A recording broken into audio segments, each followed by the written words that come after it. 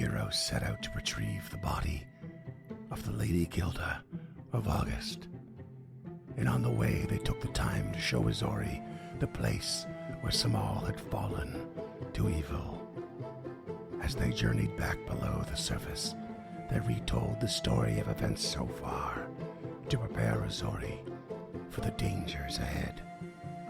Without the need to confront further danger, they managed to put Gilda's body into repose. They then investigated Volok's strange artifact, the dimensional incarnate enclosure, and Jaffaki's laboratory. What useful scraps they could find were scooped up, and Tulak bitterly destroyed the alien flesh-warping machine. They then returned to town again, where Venti Benderdash watched over Gilda's body, and Aloria Galantine prepared for its transport. Hello there, creatures and denizens of the North. James here with a favor to ask of you. We want you to go out and tell a friend about one of our shows. Word of mouth is so important for a burgeoning network like ours, and each and every one of you can help us grow just by mentioning one of our shows to a friend, a game master, or someone on the street with a cool shirt. We'd also like to remind you that we've got a free public Discord where some of our most dedicated fans hang out at unchartednorth.com/Discord, and we'd love to hear from you.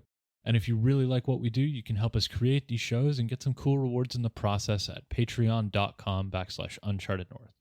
That's it. Thank you so much for listening, and we hope you enjoyed today's episode.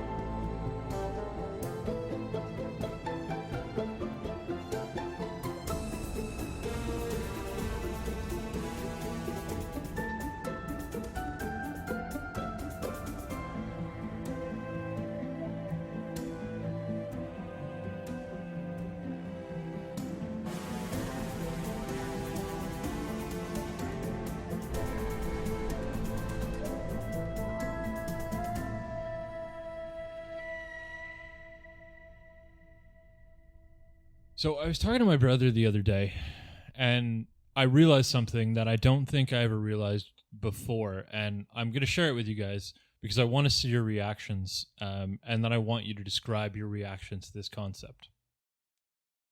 Oh boy. Wow. We are functionally Is it the King immortal. of Queens fiasco? Oh, God. No, it's the fact that we are functionally immortal. Oh, There are no. 81 episodes out on the internet that exist with us on them, meaning that unless there's a drastic social change in the way we do things, which is evidently possible, but as long as the internet exists in its current incarnation, we will exist forever on it. And that just blew my fucking mind, is that this concept of immortality is absolutely achievable in a way that will never affect anyone. Like, nobody could ever listen to this and we would still have left our mark on the world. And that's crazy to me. That's exactly what I thought when I made all those Angel Fire websites. Right. That's actually a really good point, though, because I think you might be putting a little too much stock in how permanent this digital information really is. It's only so permanent as the servers that it's sitting on. Right, but that's my point. Is so the Angel Fire and GeoCities, not only was like something like 85% of that stuff preserved by the Internet Archive, but our stuff doesn't just sit on the Anchor for Spotify servers. It sits on the Apple servers. It sits on the Google servers. It sits on the Castbox servers. So it's not just centralized like the web used to be. The way information is now disseminated is it's not one Apple server, it's one Apple server per province or per country or what have you, and all of our information is on that. So yeah, there's absolutely a possibility that whatever the fuck comes next will destroy it, but if it doesn't, in the current state of the world, we have created something that will live on far beyond my wildest dreams. We are. I mean, yeah, we're effectively immortal so long as human civilization and the internet persists together. I guess you might say.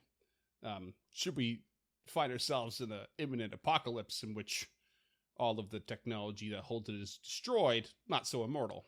But I'm throwing down what you're picking up. All right. So We what are you're saying in is a more in a virtual and digital sense, we are effectively immortal. I'm still going to start what the we've cults created. to go full hog on this thing. I'm going Jared Leto style immortal. so whatever we say now will exist forever. Then shout out power bottoms and suck it, Trump. I see you've been reading from my Correct. chest tattoo. A more true sentiment was never expressed by this network. Oh man. I mean, if that's what you want your legacy to be, I'm about it. Why don't you That's fucking perfect. segue your way out of that one, Freeman?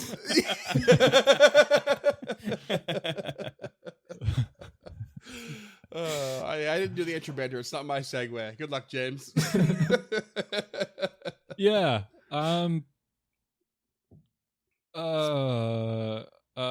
Speaking of power Trumps, bottoms, I'm sure there's can't- still one card we have left to play, Oh. and that is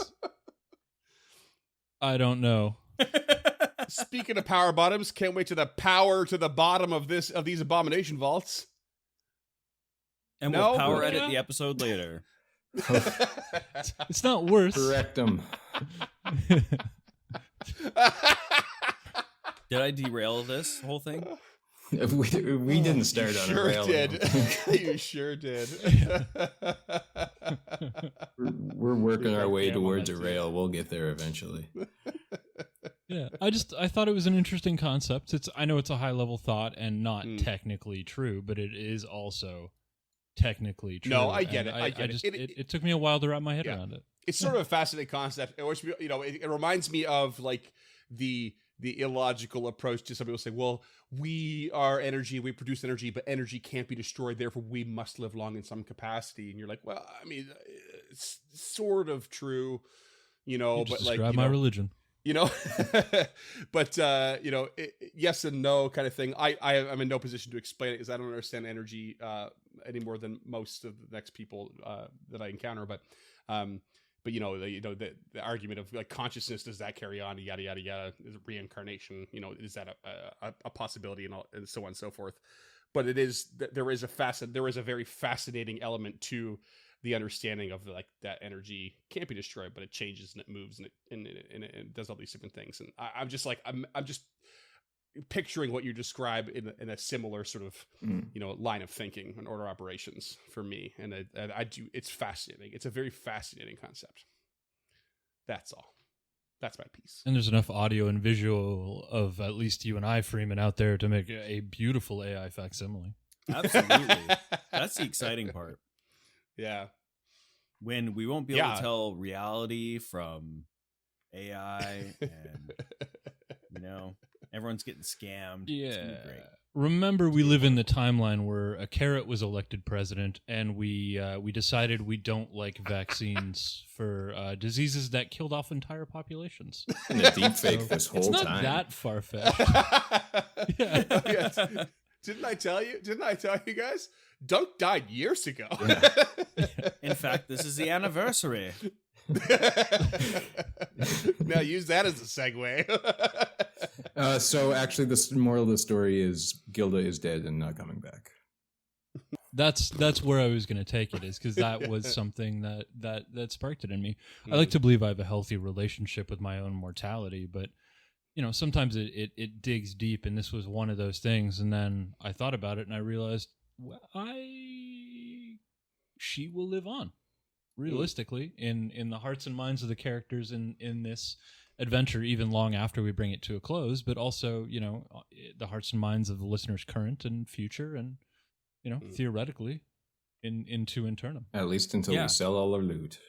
And if you're listening to this and Or the rights. Pathfinder 7 is out, hey, shout out for the deep dive. Yeah. Yeah. Welcome back to 2E. You masochists. And welcome you listeners back to this show where we're going to pick it up in Otari, I believe, under the sunny sky. Mm-hmm. Got there eventually. Fuck you guys. I'm sorry, James. I really derailed that. We could have had a very interesting conversation.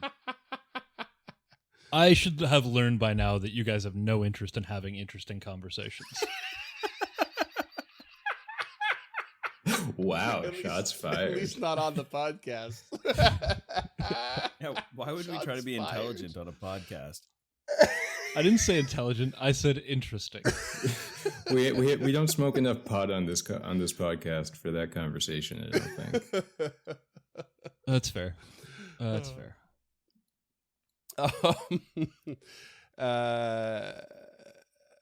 Yeah, so time of day, I'm gonna toss that out real quick, because by the time you had departed with Zori, it was kind of actually in the evening or a little bit later. So you spent most of the night out doing your thing. So according to my calendar, which we all know is Reliable too busy at calendar best that we these get days. there, yeah. You're basically coming back around daybreak. It's early morning. It's Okay. about it's about 7 Considering your last words 6 in the a.m., 7 episode a.m. were bright sunshine falls on your face. Yeah. Morning Well, seems yeah. more appropriate than where I thought you were going to go. Yeah. Well, actually, I'm glad I said it, and that I did the hours afterward, and I was like, "Ooh, I'm lucky." I got lucky on that one. I basically fast forward time about 5 hours, give or take an hour or two of spending time down there, and then 4 hours of travel ish back and forth. It's probably been a long day, long night. I don't quite remember when you rested last, but I know you did since Lady Gilda's death at least once. Bright, shiny morning. You're at the Dawnflower Library, and the town is starting to bustle with its usual get-to-work energy. Rush hour in Otari. Tulok, upon leaving the Dawnflower, is going to pull the die from inside of his cloak, and will hold it in the sunlight to see if there's any change. So you hold it in the sunlight, and you can see as you peer into some of these facets that you can sort of see the inner workings of. You can see a very slow amount of movement start to happen. The longer you hold it in the rays of the sun, the more that movement picks up. From throughout the whole thing, or just in... Any of the facets that are like reasonably clear that you can see the inner workings of, like if you look through any of those, it's all the same thing you can see. Okay. That it seems to be charging, as it were. Wirelessly. Well, does anyone need anything while we're in town? I'm good. Also good. So Tulok suggests that they head back to Galentine first, and then back to the vaults.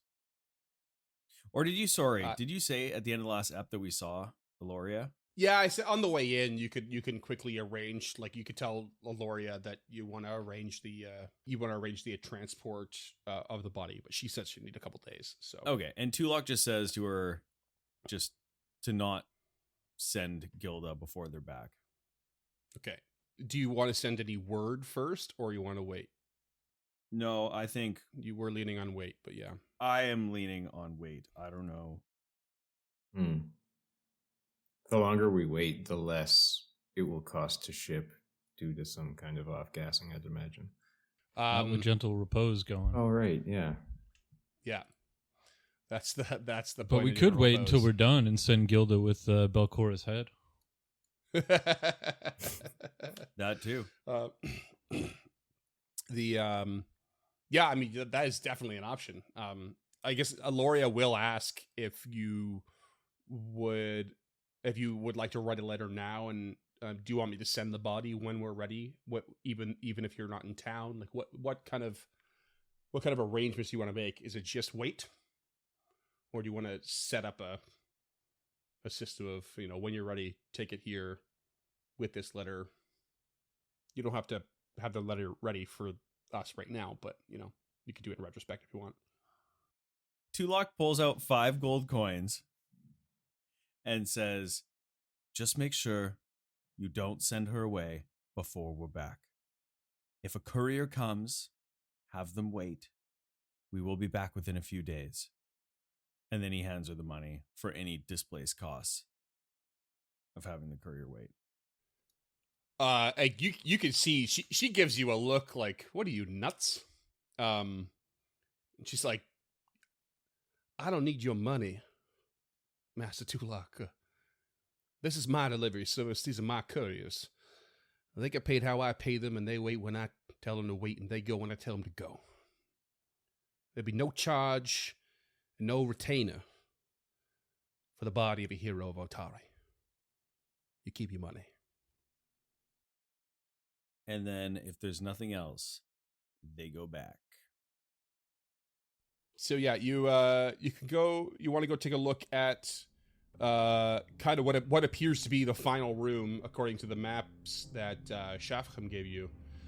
The final room on the arena level, quote unquote, that you did not explore. So north of the Velstrak, and possibly deal with the Velstrak or do something with the Velstrak. Maybe not. I don't know. What direction do you want to approach that from? Let me bring you to the level here. Yeah, if nothing else, getting that ghost touch whip would be nice. Right, because that was left behind. Forgot about that. In a very, very interesting move by Lady Gilda that definitely wiked. Yeah, if you take a teleportation circle down, you could kind of make your way a bit north into like this sort of this circular chamber that's beneath Gauntlight, sort of what you might call the foot of the lighthouse that just continues down and down and down, and you can enter in the way you had come originally to where the Velstrak is. Okay. So, and that was the only room left. There was no other secret rooms that we missed? No, according to the map, you had managed to discover it all on your own. God, we're good. Yeah. Now, this is, of course, coming from the former administrator of these levels that has been locked away since Belcora's death. So, something else might have been made since then that this character is not aware of, but if it has, you have not discovered it. Because everything lines up with the map you've been given. And I should say that according to the map that you've been given, the room in which you're about to possibly explore is labeled as monster holding. I do love hugging monsters. Hands are for hugging. Tulok steps to the side of the door. Okay.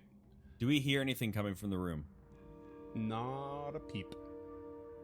Tulok gives Krucka and Zori a nod. Zori draws her rapier. Krucka scouting will open the door. Kind of knowing what to expect. You open the door and you see the familiar room. I'm sure as you've described it to Azori so far. Large room, big rusted grate in the center, and a couple of alcoves on the far west side filled with different chains and bits of metal and like manacles and stuff that are all rusted. And you can see at the very, very, very back, not out of view this time, straight ahead of you, is the Velstrak sort of slumped into one tiny alcove, seemingly minding its own business. Whip in hand? You don't see the whip anywhere. Certainly not on the floor where it was left. Krukka would like to stride 15 feet into the room and look around for the whip. Izori will kind of stop you, like hand on the chest. What is the condition of this Velstrax? Does it look like fresh wounds on it? No, it is draped in rusted chains, but for now it is kind of like slouched in like a half crouch, half leaned against the wall, half sitting kind of position. It's 3 halves, by the way, and sort of not really paying attention. It seems to just be like, kind of like one shoulder at like a part of its back facing you, not really looking. Good, it's cornered. That's when animals are safest. High nature. So my high initial nature thought on this going one. into this room is because we couldn't see the whip initially, maybe something else grabbed it and then beat this Velstrax with it. Mhm. But if it doesn't look like it's covered in wounds, then she'll let Krukka go. Yeah, just a slight caress of his chest and where he's gone. with a delicate slip off his blustering pecs. Ooh. Blustering's not the right word. Windy. Rippling. Never seen such windy pecs.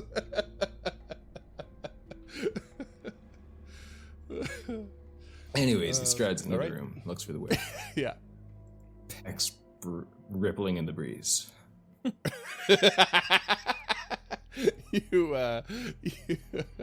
God, that gets me.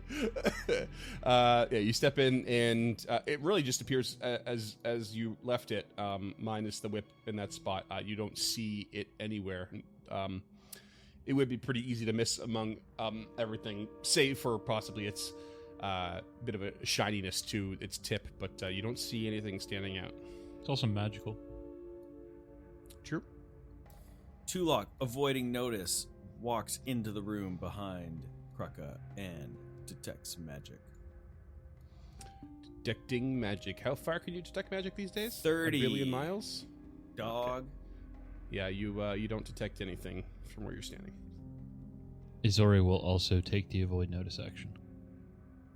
As soon as he can, I'd like to go north towards the unopened doors, just kind of skirting along the wall.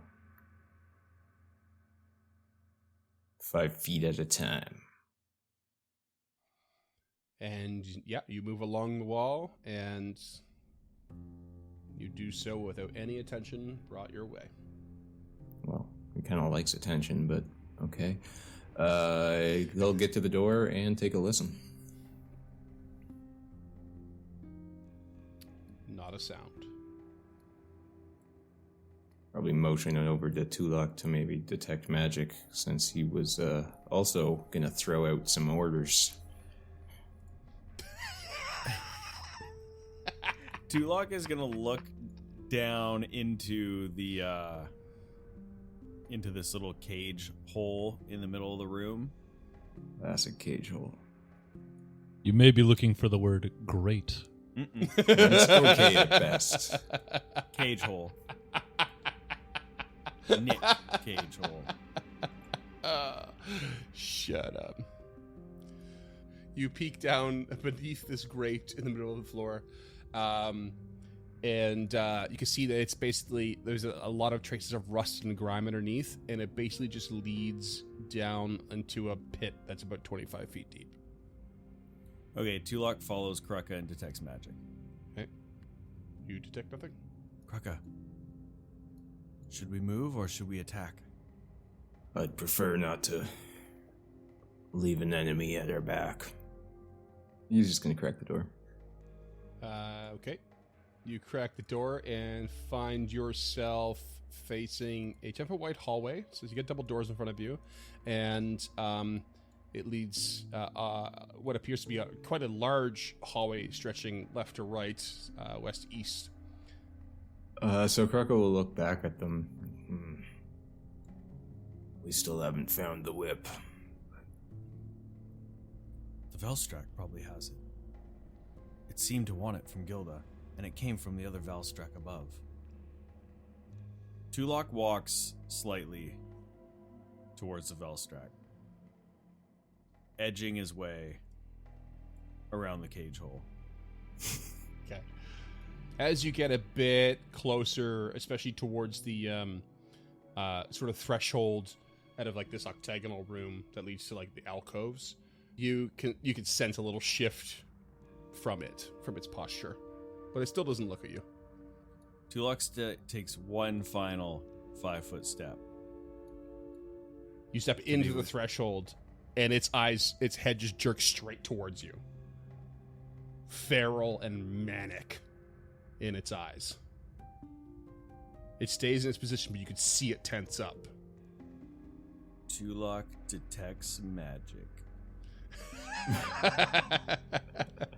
You're within your 30 feet, are you cheeky That's bastard? fucking right, I am, Barn. Yeah, you detect it. And he turns back to his companions and says, she has the whip. Okay, Crusher's getting a sudden charge. Oh, shit. Oh, what? Dude, this party's gonna be so much different now that fucking Gilda's gone. Murderhobos.com. That's on the internet forever, baby. Let's go. Someone put a secret button on the website for murderhobos.com. Okay. So we're roll for initiative. Is that what is that what's happening? Yeah, that's okay, right. you're going for the murder. Oh boy, I'm so glad I prepped looking at a Velstrak. Not. Here What we the hell go. do you think we were gonna do? Want that I whip, had no baby? idea of like 3 levels worth of prepping at all times, my friend. All right, here we go. Let's get some initiative, shall we? Who's up first? Krakow, what do you got? Big hot 16. Okay. Izori? Lucky 13. That's what the witches call it. Tulok?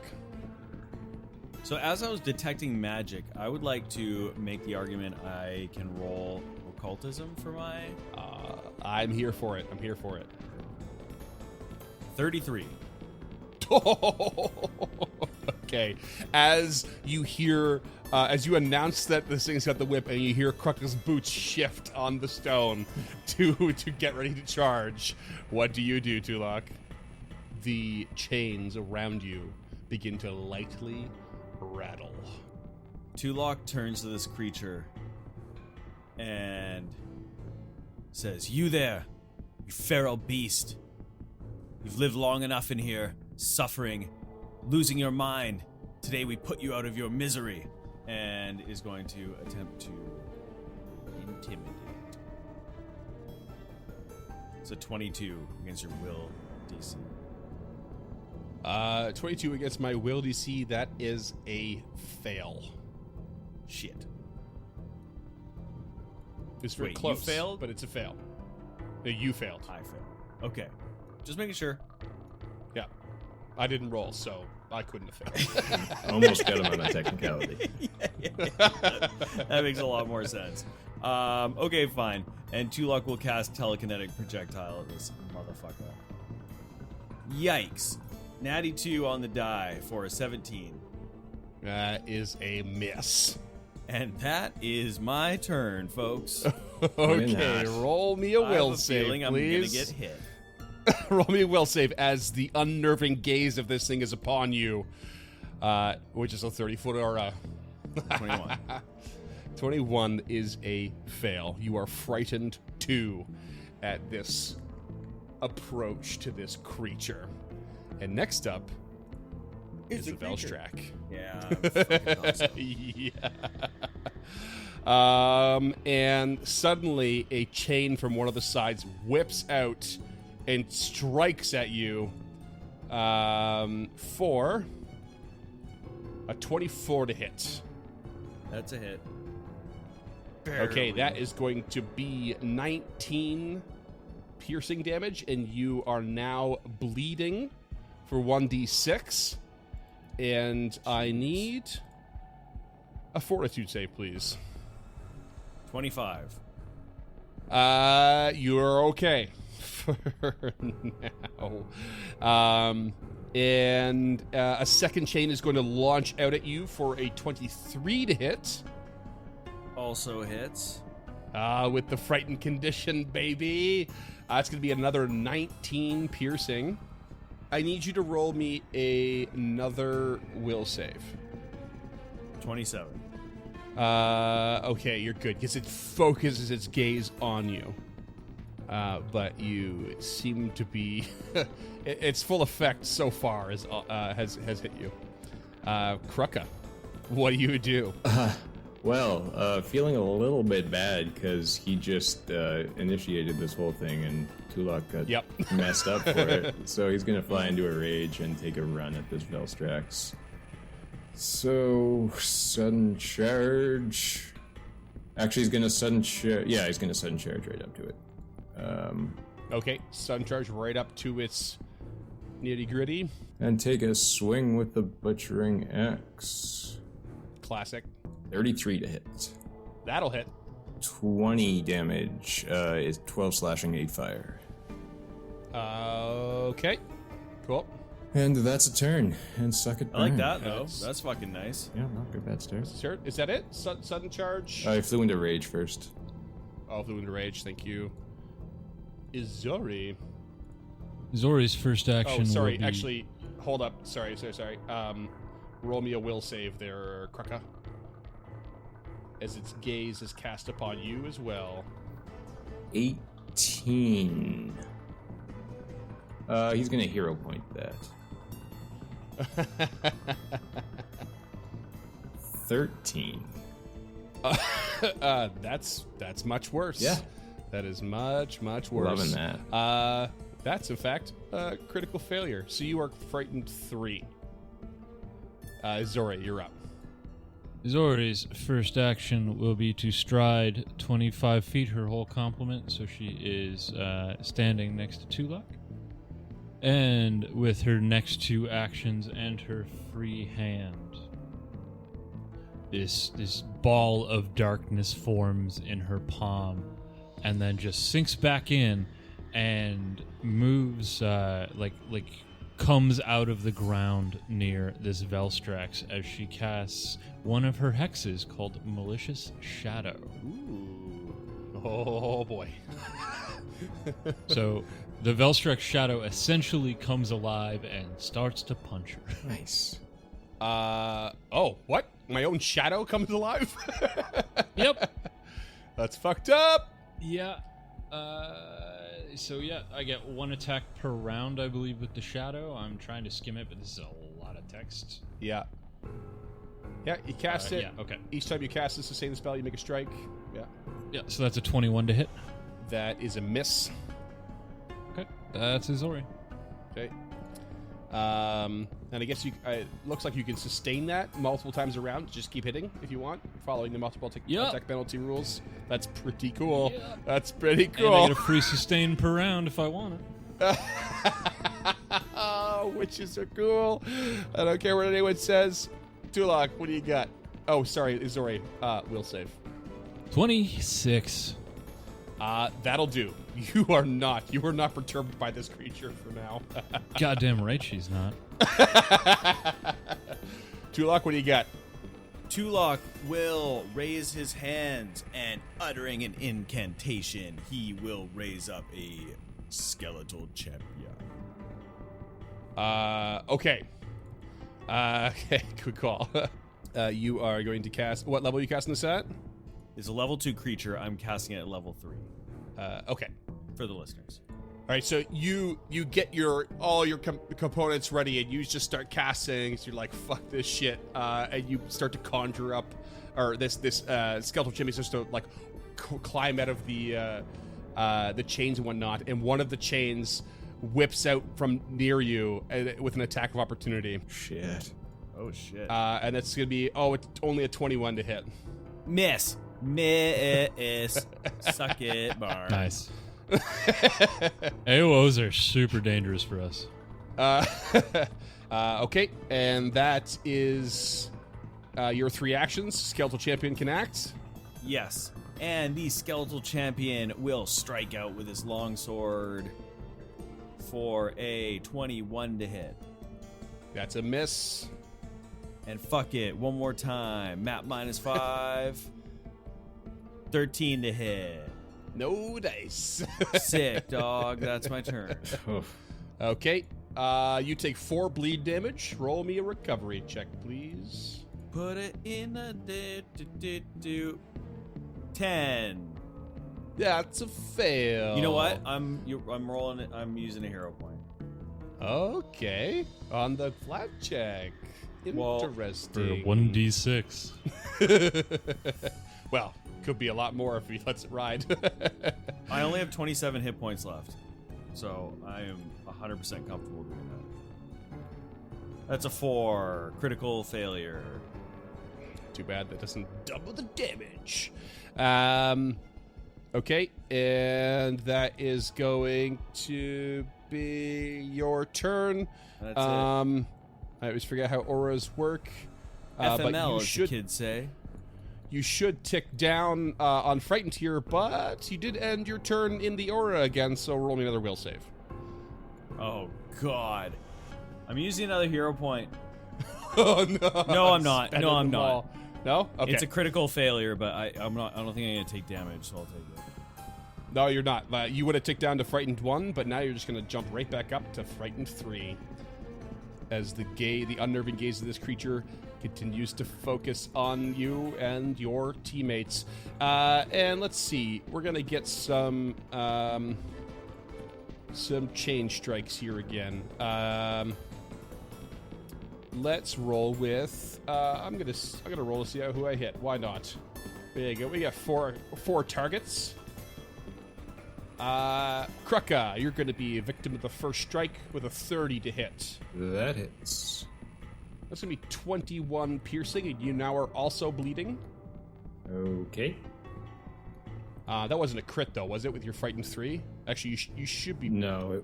Okay, yeah. And let's see here. We'll roll for another strike. That's going to be... I'm afraid it's going to be Tulak again for a 22 to hit. 22 to hit Yeah. is a hit. Okay. It's 18 piercing. Okay. Can I get a fortitude save from both of you, please, before I forget again? I'll take that. 24. Okay. I don't like the way you said okay there. Fine. 24 from Krucka. Tulak. 22 from 2. Krucka, you're good. Tulak, I'm afraid you have contracted something. And then maybe we'll get to it later. And this creature is going to focus its gaze again, but this time on Krucka, who is right up in its goodies. So I need another will save, please. 12. Oh, you're rolling bad. You're rolling bad. You are now... This creature, while you are frightened, is concealed to you. Meaning you need to roll a flat check, DC 5 flat check, anytime you want to try and strike it. And this is where it begins to stand up, and it looks like whatever damage you've done to it, Krucka, starts to repair. Oh, this is bad. This is not good. This is not good. Krucka, it's your turn. First action, he will change his grip on the butchering axe and attempt a trip. Attempt to trip. Okay. That's athletics versus my, I believe, reflex Yeah. for that one. 21. No, not gonna do it. Okay. Second action, he's going to activate the jaw attack of his wolf jaw armor. Oh, okay. So his jaw's unnerved attack will be 1d8 piercing plus 1 cold damage. Sick. So, like, the sleeve comes down and it becomes this wolf jaw over your hand. I love it. It's so anime. It's stupid. Love it. Yeah. I'm thinking, like, you know the rug they had in the Addams Family of the polar bear that was always, like, grabbing people? Yeah. That kind of vibe. So 9 damage, 8 piercing, 1 cold. Okay, it looks as though the cold does not affect it whatsoever. Okay. Just the piercing. And he's going to step to the east. Oh wait, sorry. Did you actually strike? You had to strike. Oh, it's an unarmed strike, right? Yeah, I don't. Does the activation include a strike? I genuinely don't know. One action to interact. You gain a Jaws unarmed attack. Yeah, okay. Okay, yeah. So you have to roll an unarmed attack for that. With a map -5. That's right. Yeah, this is bad. Map -4, sorry. Oh my god, 11. Okay, so you didn't do any of that damage. You don't know that it's immune to cold. Nope. Or at least resistant to it. And that takes up all your actions. Well, yeah, if I do the step away. No, if you tried to trip, 1 to activate, 1 to strike. Oh. Trip is 1, activate is 1, attack again, unarmed strike is 1. Well, that sucks. Yep. Okay. It's not included in the activate. Looking rough. Yeah, he's probably gonna die. Izori, can you save the situation? I didn't think this was gonna go that bad. No, me neither. Wow. Izori, with her first 2 actions, is gonna do this weird flourish with her rapier, and just snap it down as this like shimmering dark blue bolt shoots out of it, and she casts Enervation at the Velstrix. Okay. So I'm blowing a 4th level spell here because you guys are both apparently not doing well. So I require a Fortitude save from you, please, Freeman. Fortitude save. Okay. It's my best save. Every living creature in a line. 34. Okay, 34 is a success, so you are only going to take 2d8 persistent negative damage. All right. Persistent it is. Very nice. And this bypasses the skeleton champion, you said, right? Because it's not a living creature? Yeah, because it's not living. Yeah. Cool. So her last action, she'll sustain the shadow. That is a 19 to hit, which I'm assuming is a miss. That is a miss, yes. Yeah, that's Izori. Okay. Tulok. Okay, Tulok will step back 10 feet. Will touch himself with the healer's gloves for 15 points. Cool. Sorry, Azori, will save, please. At the end of your turn. Thought we were done. Or is it that is a critical fail, so I'm gonna pop a hero point like we do. Sorry. Will save is what you said? It's a will save, yeah. That's a 22. That's a normal fail, so you are frightened 2 now. Okay, let me make sure she's actually frightened too, but yes. Okay. Cool. Continue, Tulok. You step away. You healer's gloves. Sustain the spell. And then Skeletal Champion will strike out with Longsword. 20 to hit. Nope. Motherfucker. And will raise shield. Okay. We'll raise shield. No. We'll strike out again. Okay. Never mind. 16 to hit. Womp womp. Also, I've been bad fucking news up because I bears. forgot that Skeletal Champion had attack of opportunity this whole time. Fair, but I don't think it's used anything that would trigger it. Good. Okay. I will pay more attention from now on. Yeah. Because it hasn't moved, it hasn't used any range attacks, it hasn't used any spells. It's effectively using a thing called animate chains, so it can use its strike attacks wherever there is a chain whenever someone's within 20 feet of a chain, kind of thing. They just animate and act as if they are a part of this creature. It's pretty gnarly. You're kind of in its domain, which is a mistake in a way. Okay. Tulok, roll me a recovery check. You take 6 points of bleed. 7. Fail.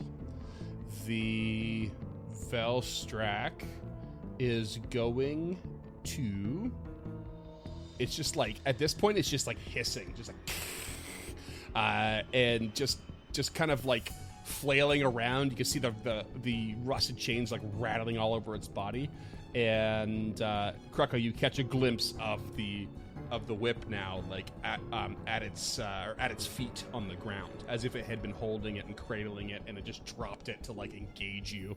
And it's gonna start striking out again. I have 3 people in range here, I think. So let's see who we're gonna attack. First one's gonna go at the Skeletal Champion. That's probably for the best. Nice. 32 to hit. Oh, big time. That's a crit. Crit. 36 points of damage. Oh, yeah, it's dead. It crumbles. Second strike is going to go at Izori for 31 to hit. That's a hit. And that's going to be dip. That's going to be 12 piercing, and you're now bleeding as well.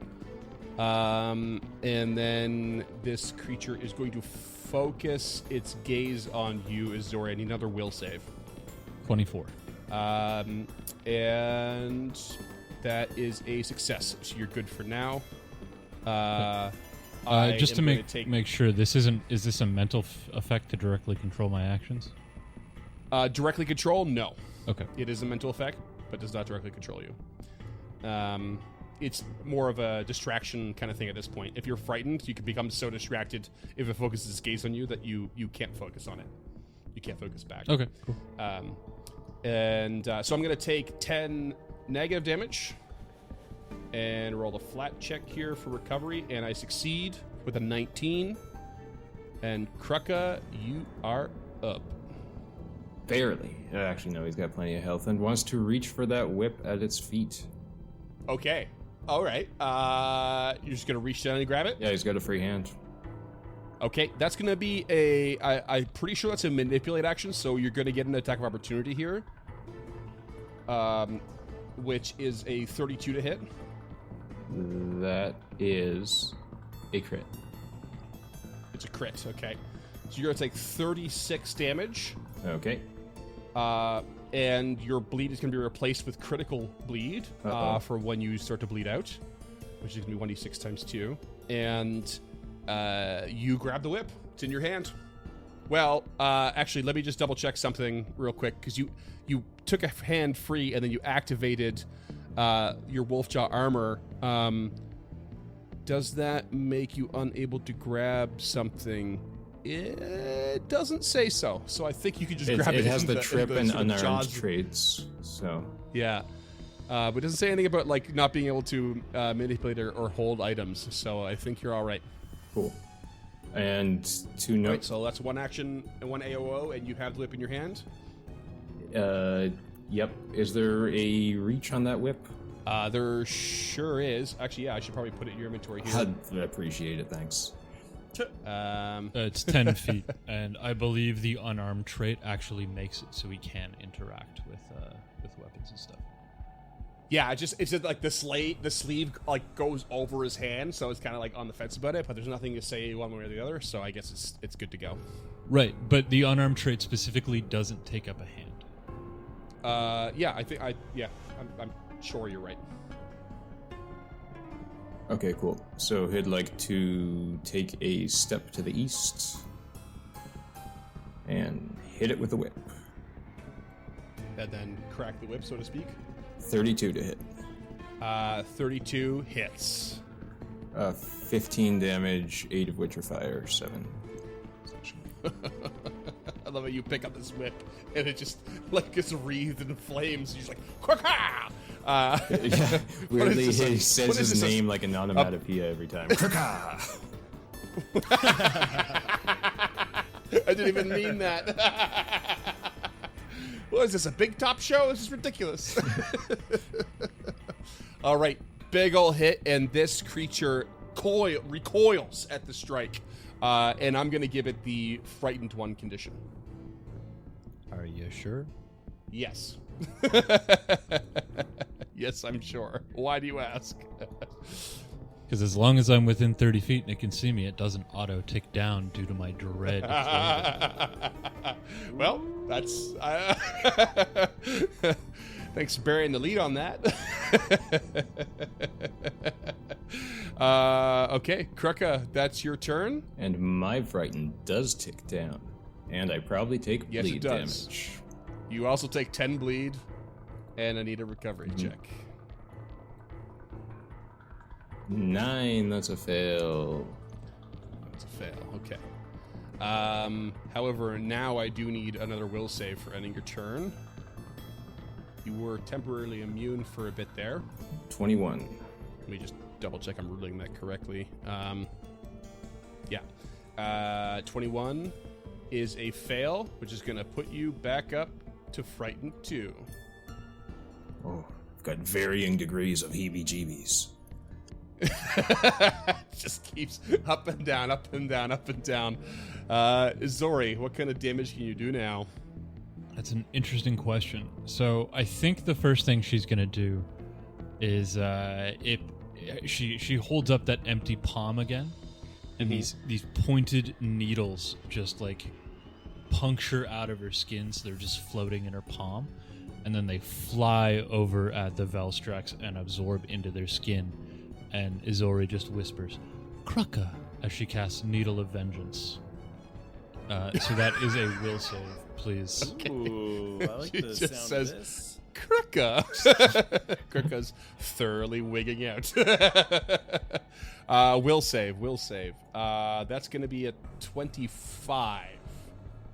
Okay, a 25 is a success, so it doesn't matter. Okay. That's it?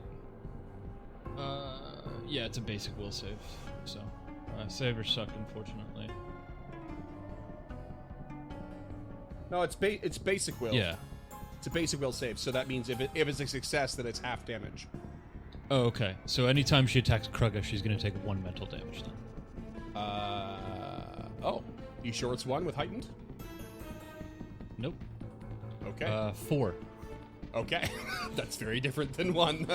4 times. That is very different than 1. Okay, so anytime it attacks Kruka, amazing. That's all right. That's a different kind of persistent.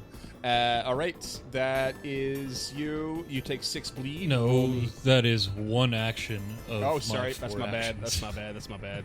Rolling back. You cast a spell. I assumed it was 2. You probably moved. I don't know. Oh, yeah. No, I did none of those things.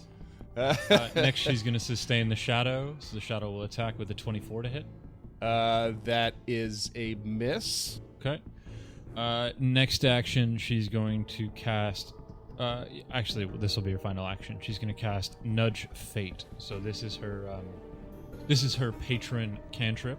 So it is if needed, it's a 23 DC will.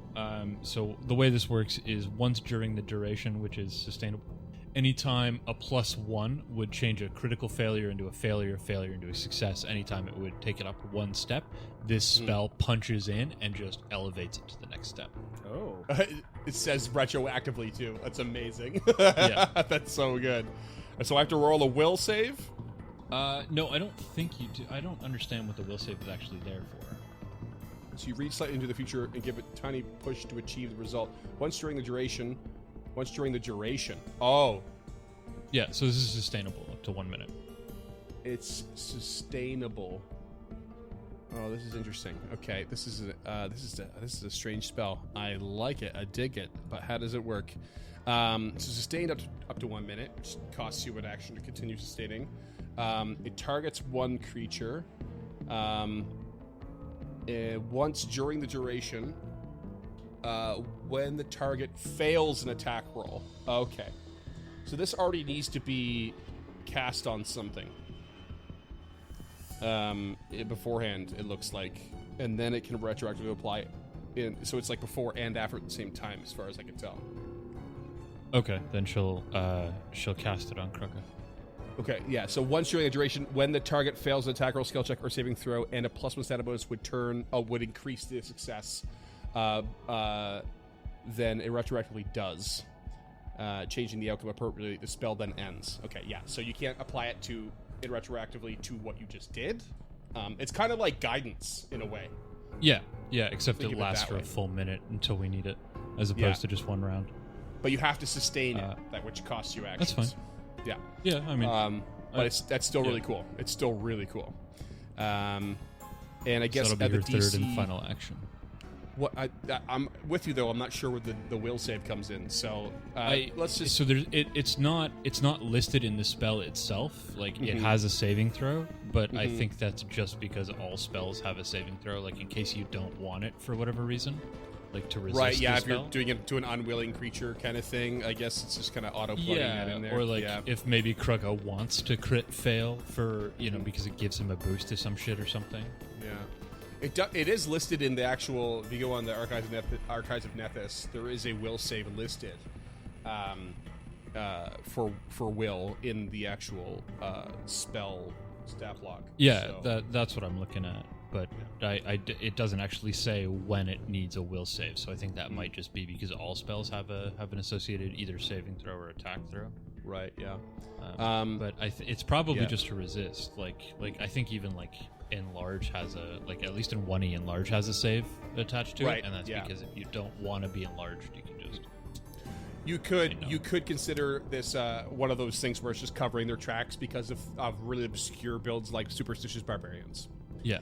Where they don't want magic cast to them, but you could do it to them unwillingly, and they can resist it and sit and maintain their anathema. I think. Anyway, we're learning about the witch, listeners. Fun. It's cast on on Krugga. That's your turn. Yeah, that's it. Needle, sustain, nudge. Perfect. 2 luck. So I need to take bleed damage. And Oh yeah, do a bleed save, damage, is that right? please. That's going to be. Since I backed up in the order, I kind of screwed up and found her here, but it was 6 persistent. And roll me a flat check, please. That's 5 on the persistent. So Okay. it keeps going. That's a fail. Yeah. Okay. All right, Tulok, you're up. Tulok will grab the die, Volok's die, Let's go. and just Oh fucking no. hurl it. Damn, it's gonna land right next to Krugga. What if it attacks Krugga? Well, it's literally a gamble. You roll the die. Tulok chucks it. Whatever. Fuck it. Let's see what happens here. Yeah, chuck it. Okay. You chuck the die, and you can roll up to 30 feet. You want it to land where? Right in. You can roll it right up into front of this. Right in front You know of what? the Velstrack. No. Tulok will step first, Okay. so it lands right in front of the Velstrack. Okay. Step 2 action. Roll. Roll me a D10. Okay, I've got a actual die here just for fun. Okay. Here we And go. it's actually haunted. It's a 2. It's a 2. Okay. So Is that the you broken roll one? this thing. It just it rolls and rolls and rolls and rolls, and it just like randomly lands on the green side up, and this big burst of green shoots out of the die, and what appears right in front of the Velstrack is a Scalathrax. Ooh. And immediately it just like it begins to like shake, and suddenly all of the weapons in your party gain Scalathrax venom on their attacks, Nice. Interesting. which will involve a poison saving throw should they strike the Velstrack, and this will be in effect for 3 rounds. And I'm going to reveal that on the item for you, if I can here real quick, to make sure you can look back at that later on. And there is like a physical creature in the room now? There appears to be an actual Scalathrax right in front of you. I think you should be able to see. Didn't we ruin a couple of these with Carmen? You did, yeah. And this Yeah. is the big creature that attacked at the graveyard. So this one's substantially smaller. Nope. Okay, so that's yeah. my turn. So hit me with my bleed. Oh yeah, okay. Bleed o'clock. I haven't rolled over. Did you not heal yourself? Yeah, does that heal persistent? I thought it did. I was actually trying to look it up in the background here, but I didn't see anything about it. No, not necessarily. You could do an administer first aid to like drop it But it's- down to get but rid of it it, or you was- can do Magic. healer's gloves. So, I don't think magic healing has a particular effect on it. I think you have to be healed to full in order for it to. So it's the dissipate. same as wounded, basically. In a way, to get- yeah. No, wounded requires treat wounds, whereas which is a 10-minute action, whereas administer first aid I think is just a single action. Oh, okay. Well, And- wounded or is heal to also heal to full and rest for 10 minutes, but it's both requires 10 minutes. But yeah, you're Okay. not in so much luck. So, give me my bleed. No No one makes me bleed my own blood. Many people have. Shut up. 6 bleed. Roll me a flat check. I feel like I also need a bunch of retroactive will saves because I keep forgetting about auras because I fucking hate them. They're like the worst thing in the world. Flat check is a 7, baby. Oh man, no dice. Tulok might just die. You know what? I'm just gonna roll that again. Hero point. Another one. Okay. Because I don't want to die on a fucking flat check. 3. Perfect. Sick, dude. I haven't rolled over That's- 15 in like fucking ever. Killing it. You guys are Anyways. rolling real bad for this. It's actually astonishing. I might have to dip. I got 12 hit points. Yeah, I'm thinking of calling a retreat. We got the old whip in hand. This is not looking good. Tulok's just like, retreat to the north. Shit. Okay. We're back to the. So I mean, this creature is just going to keep lashing out. Yeah. Give me. Hold on. I think Tulok, you're actually okay on the aura. I kind of missed right. the other one, so I'm just going to hand wave it because I hate them so much. And you're already so scared. Even Azori, I'm not sure if you had something to reduce that or not, but I think you were going to get back to me. But for now, it's going to be I don't. some random strikes. Let's see here. First one is going to be at the Scalathrax, actually. And this chain shoots up from the wall, and it just goes right through it. Wasted. Next strike is going to be at Izori, and that's going to be 23 to hit. Meat to beat. Okay, frightened condition. That's 18 piercing. Bleeding persists. And we'll get a focused gaze on Izori as well. So give me another will save, please. 17. Okay, this creature is concealed to you so long as you are frightened. Okay.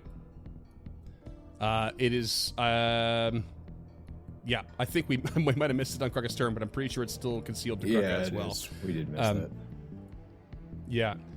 So that is going to be a sweet 2 bleed damage. Oh no, what am I doing? I'm doing the wrong order of operations here. Krukka, it's your turn. Krukka will bravely run away.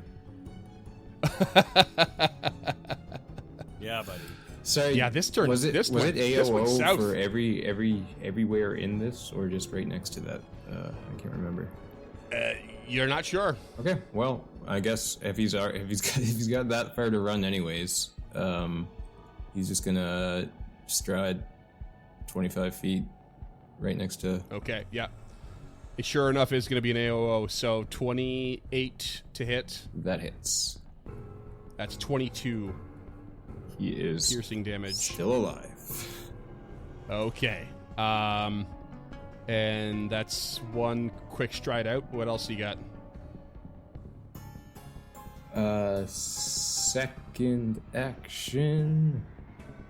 And just for the record, this thing has been consistently regenerating.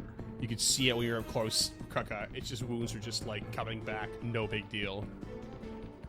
Yeah, we needed to get it out of this stupid fucking hallway, and it's just. Yeah. Seeing Tulok in the state that he's in, he is going to draw and administer a Nyctiosis mutagen. Oh. Oh, okay. So for benefit for 1 minute, gain fast healing 2 and automatically succeed flat checks for persistent bleed. But Nice. Oh, yeah, baby. Nice. -2 penalty to Clutch. reflex saves for 1 minute. Amazing. All right. Consume one of those. And that'll be the end of your turn. Yes, sir. And you lose the bleed, which is No, super I gave clutch it right to now. Tulak, so my bleed should still be there. Oh, you gave it to Tulak? Yeah. Oh, shit. I've got a lot more HP. It's Oh, sorry, gonna that's be not bad. bleed. All right, let me just reapply that then. Thank you. You're more than welcome. Bleed. There we go. Save. Wonderful. Okay. So you are administering a 2-lock. That's great. So you take 6 bleed damage. You can roll me a recovery check. 4.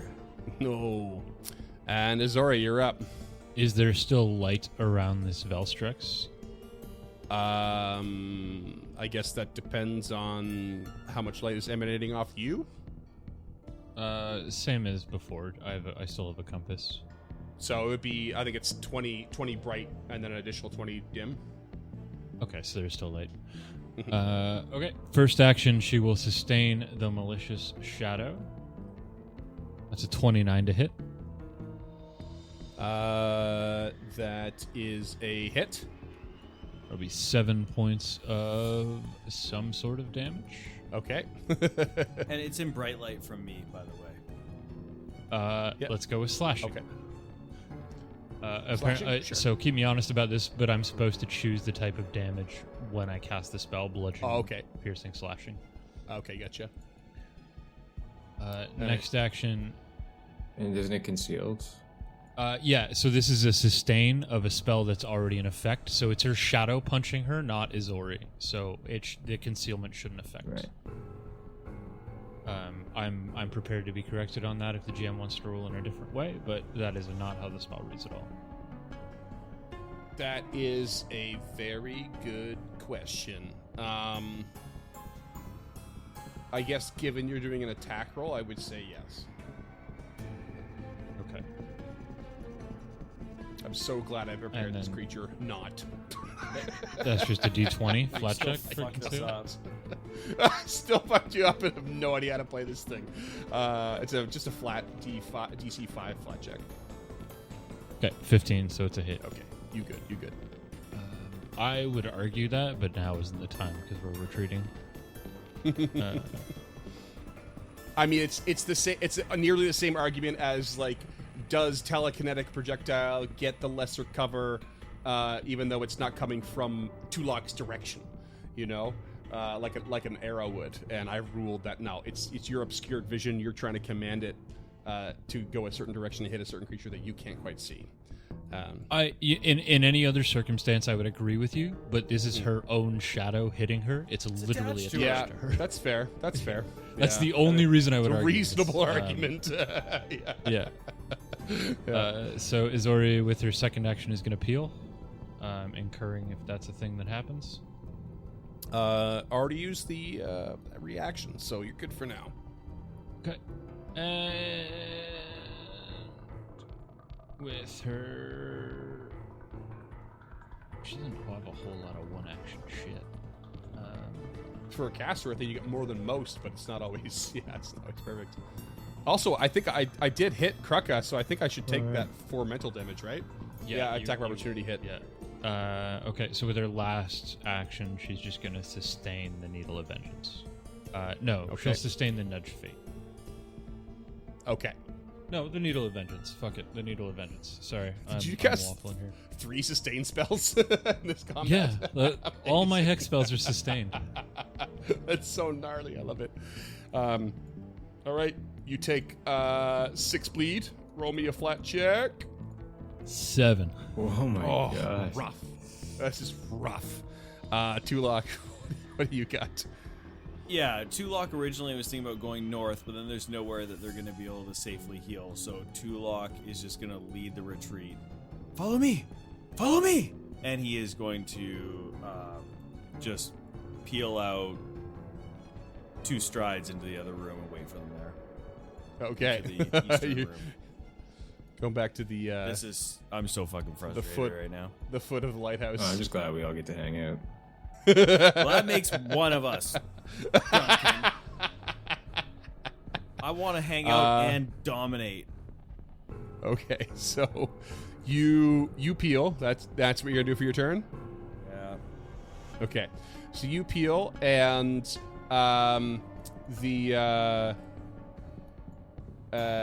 you take 2 persistent bleed. Roll me a recovery. I automatically. Oh, you automatically succeed. Nice, because of the mutagen. And you get fast healing, And, so you'd get that 2 back anyways. Bang, bang. So you did drink it. You had to drink. Oh no, you administer it. So at the start of your turn, you would have got that fast healing as well, in case that counts. And then the Scalathrax is now going to launch its toxic oil at the Velstrak. Fuck him up, Scalathrax. And what do I do here? I need to roll a reflex save, and it is against your caster DC because you cast the die. Oh shit, dog. Still rolled really good though. 34 against your spell DC. Yeah, that'll pass. Success or critical success? Okay, so this toxic oil sprays in what would be a 15-foot cone, and there is 1d8 poison damage applied to the Velstrak, and then the Scalathrax just simply disappears and gets absorbed back into the die, which you've left the foot of the Velstrak, and the Velstrak goes a step forward as this thing disappears in like a big hissing fit, and is looking around at all of you and sees you all sort of making your retreat and recoils and retreats back into its little alcove, just hissing and kind of growling in like a feral animal.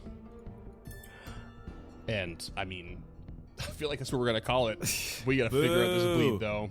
We gotta figure out this bleed. You want to figure out the bleed first? No. Yeah, we might as well do the bleed. Okay, this is gonna be a great ending to a radio show. Go, Kraka. It's your turn. Do you want to administer first aid on yourself? You know I do, buddy. Roll a medicine check. No, I'm gonna I roll a believe nature. against Suck it. 25. or nature check. I believe against the DC of the effect, which is an attack roll. So I don't know what the DC of that effect would be. No, That's a sticky stop bleeding situation. just gives them the opportunity to make another flat check to remove the. Oh, okay. You get to make an immediate flat check. Go for that. Go for gold. Is that what I'm going for? Because it's 8. Yeah, so you need to attempt a medicine check. That was my nature for 25. Okay. The DC is that of the effect that caused the bleed. Right. That's the thing I don't know the DC of, which is a pain because came from an attack roll, not like a save. So we'll just call it a flat 15, like treat wounds is. Just to save some time. So you rolled a 25, which is fine, which gives you a flat check, which you rolled. Poorly. 8. Okay. Oh no. Okay, so you are still bleeding. And that's a 2-action thing to do for Minister First Aid, eh? But you do have one more action to spend if you want to sort of start running out of the room as you're trying to patch yourself up. Oh, yeah. Not even gracefully. Yeah. Okay. So you take 4 persistent bleed, but then you get another flat check Ooh. at the end of your turn. So 4 bleed, flat check, please. I like my checks like I like my pancakes. 6. Oh, man. That stacked. All right, Azori, you're up. First action peel, then 2 actions medicine check to staunch the bleeding. That's an 18. Yep. Okay. Flat check. And that's a 14. No. But it's the end of your turn, so second flat check. I hope we're rolling this right. That's a 10. Oh no, you lagged and rolled twice. You rolled an 18. That was the first flat check. Nope, first one was a 14. Oh, I did roll twice. Oh, okay. Yeah. That's weird. Okay, cool. Okay. Well, you take 4 damage, but your bleed is good. You're done. Tulok, you're up. Anything you want to do? These final No. moments. I hold. He stomps his feet in I delay. frustration. Okay. Krucka. He misses Gilda silently. I can't believe. I mean, this I went feel down like this that's a way. shot at me, but let's not forget who let him out of the tank. No. That's no shot at you. Okay, he's gonna try to stop Good. this I bleeding mean, I miss again. Gilda too. 19. Suck it, bang. There you go. You're good. You're good. Flat check succeeded. No damage. You all recover from bleed, but you're all very much the worse for wear. And that's what we're gonna call it. Oh my god.